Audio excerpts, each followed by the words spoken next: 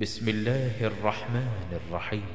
অনেক কিছু বলার আছে, অনেক কিছু করার আছে, তারপরেও যেহেতু সময় খুবই শর্ট, 2-4 মিনিট একটু চেয়ে নিচ্ছি, দিয়ে আলোচনা গুটিয়ে ফেলবো। সেটা হচ্ছে, চিন্তা করুন, ইসলামের সর্ববৃহৎ ইবাদতগুলোর মধ্যে প্রথম ইবাদত আমাদের জীবনে হবে যে শিক্ষা অর্জন করা। দ্বিতীয় ইবাদত শিক্ষার সাথে সংশ্লিষ্ট আল্লাহ রাব্বুল আলামিন আমাদের কি লক্ষ্য এবং উদ্দেশ্যে সৃষ্টি করেছে এই বিষয়ে অবগতি হওয়া, জানকারি অর্জন করা। সেটা পড়াশোনা করে হোক, সেটা শুনে হোক, সেটা দেখে হোক, কারণ ইসলামিক জ্ঞান অর্জন করা যায় বিভিন্নভাবে, তবে পড়ার বিকল্প কোনো কিছু নেই। আমি খুতবা আজকে দিচ্ছি, আপনাকে ভালো লাগবে, আমার থেকে কেউ ভালোভাবে বললে আমার কথা আর ভালো লাগবে না। আপনি যখন পড়বেন, আপনার এই যে কমন সেন্স রয়েছে, এই সেন্স থেকে একটা মেধা আল্লাহ রাব্বুল আলামিন এখানে মেমোরি শিট পড়েছেন, এটাকে আপনাকে ভাবিয়ে তুলবে। আপনি যখন এটা পড়বেন, এটা আপনার চারিদিক দিয়ে বিবেচনা করার একটা সুযোগ আসবে, তখন আপনি একজন গবেষক হতে পারবেন। যখন গবেষক হতে পারবেন, তখন আপনি নিজেও সফলতা পাবেন। আপনার ব্যক্তিগত জীবন যখন সফলতা হবে, পারিবারিক জীবনে সেটা প্রভাব বিস্তার করবে। পারিবারিক জীবনে যখন আসবে, সেটা সামাজিক জীবনে আসবে। আর এই করে করে ইসলামিক রাষ্ট্র কায়েম হবে। কিন্তু দুর্ভাগ্যজনক ক্রমে আমাদের সমাজে অসংখ্য অগণিত ইসলামের নামে সংগঠন রয়েছে। কেউ শুধু বিদাত আর শিরিক করে চেঁচিয়ে যায়, কিন্তু এদের বাস্তবে ফিল্ডে কাজ নেই। সংগঠন শুধু আহলে হাদিস চাপাবাজি। এই চাপার যে এত জোর, অথচ তার নিজের মায়ের পেটের হয় ভিন্ন সংগঠন করে আর সালাম দেয় না। আকিকার মাংস বন্টন করে নিজের মায়ের পেটের ভাই দেয় না। সে চিকিৎসা করতে পারে না, অর্থ সম্পদ সে সংগঠনের বাইরে, সেই সংগঠনের বাইরে বলে অন্য সংগঠনের কর্মী হওয়ার জন্য তাকে আর চিকিৎসার জন্য অর্থ দেয় না। অথচ এরা বলে আহলে হাদিস।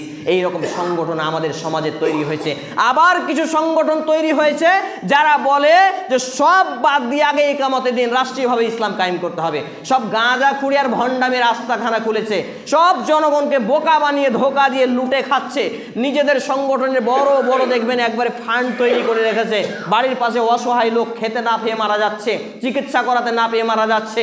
বাড়ির পাশে অসহায় লোক পড়াতে পারছে না, ছেলে মেয়েকে ভালো আলেম করতে পারছে না, ভালো জায়গায় নিয়ে যেতে পারছে না, কোনো চিন্তাধারা নেই।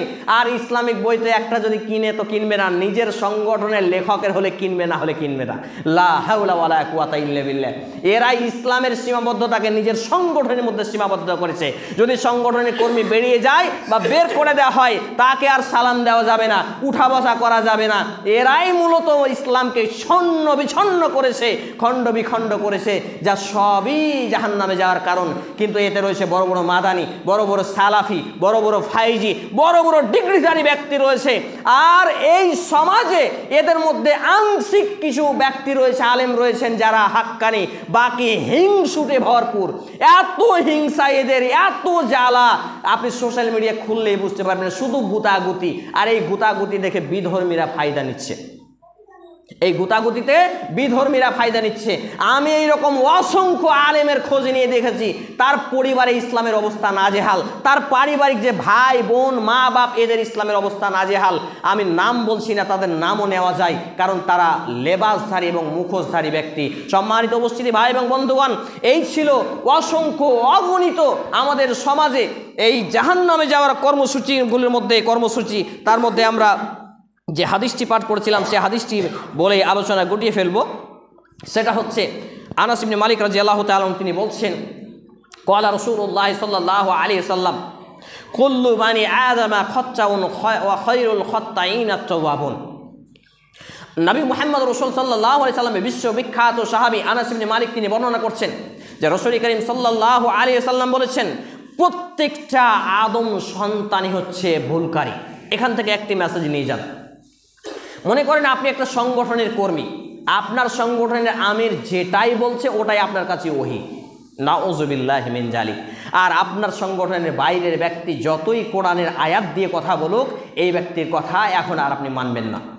এই নেচার আজকে আমাদের এই বিশেষ করে বাসুদেবপুর শমশেরগঞ্জ এলাকায় 13 থেকে 14টা সংগঠন, প্রত্যেকটা সংগঠন, সেটা হোক আহলে হাদিস, হোক জামাতে ইসলামী, হোক ইউথ ইসলামী, হোক ওয়াহাদাত ইসলামী, are popular front India, R SDPI, যত সংগঠন আছে সবার এটা চিন্তাধারা হয়ে গেছে। যখনই ওদের সংগঠনের আমির একটা কথা বলছে তখন সেটা ওহী হয়ে গেল, আর অন্যের সংগঠনের আমির বললে সেটা শয়তানের পক্ষ থেকে হয়ে গেল, নাউযুবিল্লাহি মিন জালিক। এই হচ্ছে চিন্তাধারা। এখানে আল্লাহ রাব্বুল আলামিন, আল্লাহ রাসূল সাল্লাল্লাহু আলাইহি ওয়াসাল্লাম কি বলছেন? কুল্লু বানি আদামা খাত্তাউন, প্রত্যেক আদম সন্তান ভুলকারী। খায়রুল খাত্তাইন আত-তাওয়াবুন, তবে যেই ব্যক্তি তার ভুল থেকে কনভার্ট করে, ফিরে আসে, রিকভারি নেই, ব্যাকআপ নেই, সেই ব্যক্তি হচ্ছে উত্তম ভুলকারী। বলি সুবহানাল্লাহ। বলেন সামান্য যদি স্লিপ অফ টাং কোনো জায়গায় হয়, যাবার যে মিস্টেক হতেই পারে মানুষের, কারণ প্রত্যেকটা মানুষই ভুল করবে, এ কথাই প্রমাণ করে এই হাদিস বর্ণিত হয়েছে সুনানে তিরমিজি গ্রন্থের 35 নম্বর অধ্যায়ের 49 নম্বর অনুচ্ছেদের হাদিস নাম্বার 2499, মুসনাদে আহমদ 12637। এছাড়াও ইবনে মাজাহ গ্রন্থের 4251 ক্রমিক নম্বরে হাদিসটি বর্ণিত রয়েছে। এছাড়াও বিভিন্ন গ্রন্থে এই হাদিসটি রয়েছে, যেখানে নবী মুহাম্মদ রাসূল সাল্লাল্লাহু আলাইহি সাল্লাম এই কথা জানিয়েছেন যে বা যারাই আদমের সন্তান হবে তারা ভুল করবেই, তবে ভুলের উপরে টিকে থাকা নয়, সেই ভুল থেকে ব্যাকআপ নেওয়াই হচ্ছে উত্তম ব্যক্তির পরিচয়। অতএব আমরা আসুন এই জাহান্নামে যাওয়ার কর্মসূচিগুলোকে পরিত্যাগ করি, মানুষকে ভালোবাসি। মানুষকে ভালোবাসা আল্লাহর সন্তুষ্টির জন্য। আবার এই হাদিসটার ব্যাখ্যা করেছে ঘৃণা করতে হলে মানুষকে ঘৃণা করা। মানুষকে ঘৃণা করার কোনো হাদিস পৃথিবীতে নেই, এখানে অনুবাদ এবং ব্যাখ্যা ভুল হয়েছে। আকরামুজ্জামান বিন আব্দুস সালাম আল মাদানী, বাংলাদেশের বিখ্যাত প্রখ্যাত আলেম, মদিনা ইউনিভার্সিটির বিখ্যাত স্কলার, এবং আখতারুল আমান বিন মাদানী তারি ভাই, তার ছোট ভাই, দুইজনের কাছে আমি মাসলাটা পাঠিয়েছিলাম। সাইক আল্লাহর সন্তুষ্টি অর্জনের জন্য মানুষকে ভালোবাসা আর আল্লাহর সন্তুষ্টি অর্জনের জন্য মানুষকে ঘৃণা করা, এই হাদিসটার ব্যাখ্যা কি সঠিক হয়েছে? তো উনি বললেন না, একটা অনুবাদেও সঠিক হয়নি, বরঞ্চ আল্লাহর অসন্তুষ্টি মানে আমরা জীবন দাসাই মানুষ আল্লাহর সন্তুষ্টির জন্য মানুষকে ভালোবাসতে পারছে, আমাদের মৃত্যু হয়ে গেল, মানে বিচ্ছিন্ন হয়ে যাওয়া, সম্পর্ক ছিন্ন করা নয়। কোনো মুসলমানের সাথে 3 দিনের বেশি সম্পর্ক ছিন্ন করতে পারে না, অথচ একটা সংগঠন আর একটা সংগঠনের সম্পর্ক নেই। চারিদিক মিলিয়ে ঘোলাটে। আমাকে এবং আপনাকে জানকারি অর্জন করতে হবে, কোরআন এবং হাদিসের জ্ঞান অর্জনের মাধ্যম দিয়ে এসবগুলোকে লাথি মেরে ছুঁড়ে ফেলে এক কাতারে শামিল হয়ে ওয়াতাসিমু বিহাবলিল্লাহি জামিয়া ওয়ালা তাফাররাকু, সূরা আল ইমরান 3 নম্বর সূরা 103 নম্বর আয়াত। এই বাস্তবতাকে লক্ষ্য করে আমাদেরকে ইউনিটি তৈরি করতে হবে, কারণ আমাদের মধ্যে রয়েছে ডিভাইড অ্যান্ড রুল, আমাদেরকে করে দেওয়া হয়েছে ভাগ, দলে দলে বিভক্ত, আর আমাদের উপরে চলছে শাসন। অতএব আমরা ফিরে আসি পবিত্র কোরআন এবং সেই সুন্নাহর আলোকে জীবনকে গঠন করি। আল্লাহ রাব্বুল আলামিন আগে আমাকে, তারপর উপস্থিত ভাই এবং বাবা জীবনকে এই বিষয়গুলো জেনে মেনে চলার তৌফিক নসিব করুন। আমরা বলি আল্লাহুম্মা আমিন।